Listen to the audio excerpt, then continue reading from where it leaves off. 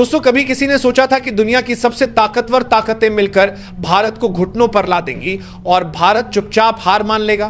कभी किसी ने कल्पना की थी कि अमेरिकी धमकियों, चीनी चालबाजियों और वैश्विक संस्थाओं की काली भविष्यवाणियों के बीच भारत अपनी अर्थव्यवस्था को बचा नहीं पाएगा? लेकिन हुआ इसके ठीक उलट। सारे अनुमानों को ध्वस्त कर भारत ने वो कर दिखाया जिसकी किसी ने कल्पना भी नहीं की थी। आज आईएमएफ से लेकर वर्ल्ड बैंक तक हर वैश्विक संस्था हैरान है और मजबूर होकर मान रही है कि भारत की आर्थिक ताकत अब केवल सपना नहीं बल्कि एक अटूट हकीकत है। लेकिन दोस्तों, इस काली सच्चाई के पीछे जो असली कहानी छिपी हुई थी, वही हम आपको इस वीडियो में परत दर परत खोलकर बताएंगे। इसलिए वीडियो को अंत तक जरूर देखिएगा और अगर आप भी भारत की इस जीत पर गर्व महसूस करते हैं तो चैनल को सब्सक्राइब कीजिए, वीडियो को लाइक और अपने दोस्तों के साथ शेयर करना मत भूलिए। वो दौर याद कीजिए जब पूरी दुनिया आर्थिक सुनामी के खौफ से कांप रही थी, जब अमेरिका की सत्ता में परिवर्तन के बाद भारत पर खुलेआम दबाव बनाया जा रहा था, जब वॉशिंगटन से चेतावनी दी गई कि भारत से आने वाले हर उत्पाद पर भारी टैक्स लगाया जाएगा, जब बीजिंग अपनी चालबाजियों के जरिए भारत को अंतर्राष्ट्रीय स्तर पर अलग थलग करने की साजिश कर रहा था, जब पाकिस्तान जैसे कंगाल मुल्क भी भारत की मुश्किलों पर ठहाके लगा रहे थे और जब दुनिया की सबसे प्रतिष्ठित आर्थिक एजेंसियां रिपोर्ट निकालकर कह रही थीं कि भारत की विकास यात्रा अब खत्म हो चुकी है, उस अंधकार भरे समय में हर तरफ निराशा के बादल मंडरा रहे थे। भारत के ही नामचीन अर्थशास्त्री, जिनमें अरविंद सुब्रमण्यम और रघुराम राजन जैसे बड़े नाम शामिल थे, एक सुर में कह रहे थे कि भारतीय अर्थव्यवस्था एक स्थायी सुस्ती में फंस चुकी है। जीडीपी की रफ्तार 9.5% से गिरकर 8.4% और फिर 6.5% से 5.6% तक पहुंच गई। इस गिरावट को देखकर दुनिया भर के पंडितों के लिए दूसरा जीडीपी की अर्थव्यवस्था के लोगों को हो जाता। दुनिया भर के पंडितों ने कहा कि 5 जीडीपी ने ऐलान कर दिया कि यह तो बस ट्रेलर है, असली पतन अभी बाकी है। आईएमएफ और वर्ल्ड बैंक ने भारत की ग्रोथ रेट के अनुमानों को काट छांट कर घटा दिया। आलोचकों ने भारत को एक बीमार अर्थव्यवस्था करार दे दिया। लेकिन दोस्तों, यही तो वो पल था जब भारत ने चुपचाप अपनी चाल चली। नई दिल्ली के रणनीतिक गलियारों में एक ऐसी बाजी पलटी जा रही थी जिसकी भनक न बीजिंग को थी न वॉशिंगटन को। यह कोई सैन्य ऑपरेशन नहीं था, बल्कि उससे भी खतरनाक एक आर्थिक सर्जिकल स्ट्राइक थी। और इस सर्जिकल स्ट्राइक ने दुनिया की बिसात ही उलट दी। जनवरी से मार्च की तिमाही आते ही सरकारी आंकड़े सबके होश उड़ाने लगे। जीडीपी ने अचानक 7.4% की रॉकेट जैसी रफ्तार पकड़ ली। यह वो आंकड़ा था जिसने हर भविष्यवाणी को ध्वस्त कर दिया। और जब अप्रैल से जून का आंकड़ा आया तो पूरी दुनिया के माथे पर पसीना छूट गया। भारतीय अर्थव्यवस्था 7.8% की अविश्वसनीय रफ्तार से दौड़ रही थी। आलोचक जो भारत को बीमार अर्थव्यवस्था कह रहे थे, वही लोग रातों रात इसे चमत्कारिक अर्थव्यवस्था कहने लगे। जब सालाना औसत निकाला गया तो 7.85% की ग्रोथ दर ने आईएमएफ और वर्ल्ड बैंक की सारी गणनाओं को कचरे की टोकरी में फेंक दिया। अब सवाल उठने लगे, ये करिश्मा हुआ कैसे? वो भी तब जब सुब्रमण्यम जैसे अर्थशास्त्री कह रहे थे कि खपत, निवेश और निर्यात सब कमजोर है। जवाब छिपा था भारत की जड़ों में। पहला झटका आया खपत से। प्राइवेट फाइनल कंजम्पशन एक्सपेंडिचर यानी पीएफएससीई 7.2% की रफ्तार से बढ़ा। इसका साफ मतलब था कि आम आदमी निराश नहीं था, वो आत्मविश्वास से भरा हुआ था, खर्च कर रहा था और बाजारों में नकदी की धार बह रही थी। मंदी की तो हवा भी नहीं थी। दूसरा झटका निवेश से आया। ग्रॉस फिक्स्ड कैपिटल फॉर्मेशन यानी जीएफसीएफ 7.12% की दर से बढ़ा। इसका मतलब साफ था कि न सिर्फ भारतीय बल्कि विदेशी निवेशक भी भारत की विकास कहानी पर दांव लगा रहे थे। देश में नई फैक्ट्रियां लग रही थी, इंफ्रास्ट्रक्चर प्रोजेक्ट्स जमीन पर उतर रहे थे और करोड़ों रोजगार बन रहे थे। निवेश की यह लहर भारत की रीढ़ को इतना मजबूत कर रही थी कि किसी भी संकट की आंधी उसे हिला नहीं सकती थी। लेकिन असली खेल तो निर्यात में हुआ।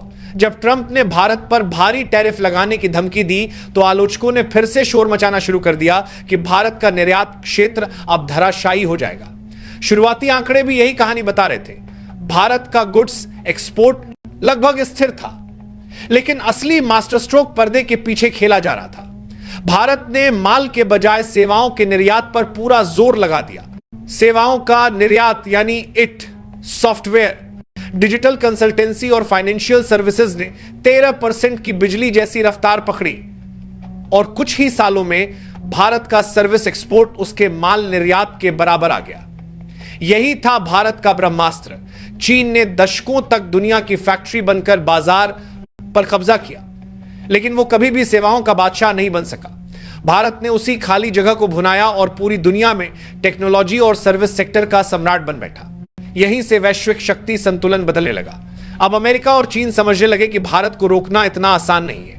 आईएमएफ और वर्ल्ड बैंक को मानना पड़ा कि भारत का मॉडल सिर्फ तेज नहीं बल्कि स्थिर भी है, क्योंकि इस बार भारत ने 2000 के दशक वाली गलती नहीं की थी। उस समय बैंकों ने अंधाधुंध कर्ज बांटे, उद्योगपतियों ने अव्यवहारिक प्रोजेक्ट्स के लिए हजारों करोड़ रुपए डुबो दिए और अंत में पूरा बैंकिंग सेक्टर संकट में डूब गया। लेकिन इस बार सब कुछ प्लान के तहत सख्त नियमों और ठोस फैसलों पर आधारित था। भारत का करंट अकाउंट डेफिसिट लगभग शून्य पर आ गया, यानी जितना आयात हो रहा था उतना ही निर्यात भी, पैसा देश के भीतर ही घूम रहा था।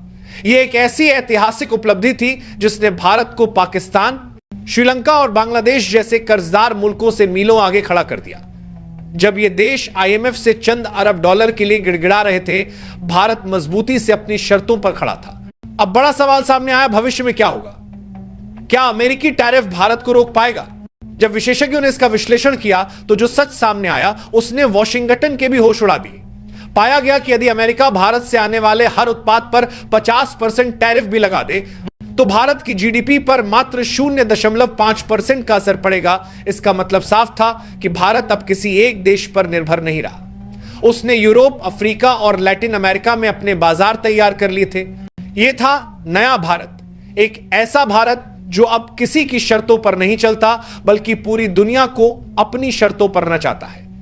आलोचकों ने भारत को कमजोर समझा, दुश्मनों ने भारत के पतन का जश्न मनाया, लेकिन भारत ने पलटवार करके साबित कर दिया कि उसकी असली ताकत उसकी अर्थव्यवस्था है। दोस्तों, आज हमने आपको भारत की उस आर्थिक कहानी से रूबरू कराया जिसे कभी दुनिया ने नामुमकिन समझा था। वही भारत जिसे कुछ साल पहले तक बीमार अर्थव्यवस्था कहकर मजाक बनाया जा रहा था, आज वही भारत वैश्विक मंच पर सबसे ताकतवर खिलाड़ियों की आंखों में आंखें डालकर खड़ा है। आईएमएफ और वर्ल्ड बैंक जैसी एजेंसियां जिन्होंने कभी भारत की ग्रोथ को कम आंकने की कोशिश की थी, अब मजबूर होकर मान रही हैं कि भारत ही आने वाले दशकों का आर्थिक सुपर पावर है। अमेरिका की धमकियां बेअसर हो गई, चीन की चालबाजियां धरी की धरी रह गई और पाकिस्तान जैसे मुल्क जो भारत के पतन का जश्न मनाने के सपने देख रहे थे, आज खुद अपने अस्तित्व को बचाने के लिए आईएमएफ के दरवाजे खटखटा रहे हैं। भारत ने साबित कर दिया है कि असली ताकत बमों और मिसाइलों में नहीं बल्कि आर्थिक कवच में छिपी होती है।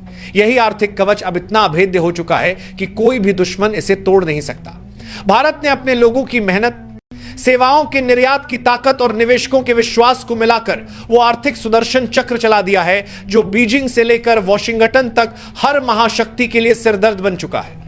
अब खेल बदल चुका है। अब भारत किसी की शर्तों पर नहीं बल्कि दुनिया भारत की शर्तों पर चलेगी।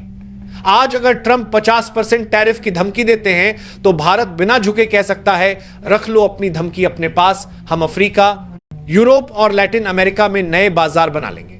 आज अगर आईएमएफ और वर्ल्ड बैंक भारत की ग्रोथ पर शक करते हैं तो भारत आंकड़ों के जरिए उनका भ्रम तोड़ देता है।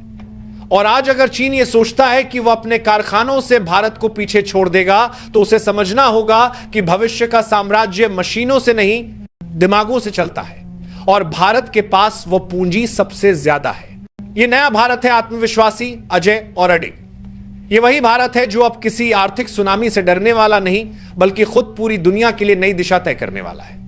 आने वाले वक्त में जब इतिहास लिखा जाएगा तो उसमें यह जरूर दर्ज होगा कि 2025 वह साल था जब भारत ने दुनिया को बता दिया कि अब वैश्विक अर्थव्यवस्था की डोर दिल्ली के हाथों में है। यह कोई सपना नहीं बल्कि वह सच्चाई है जिसे हर बीतते दिन के साथ पूरा विश्व महसूस कर रहा है।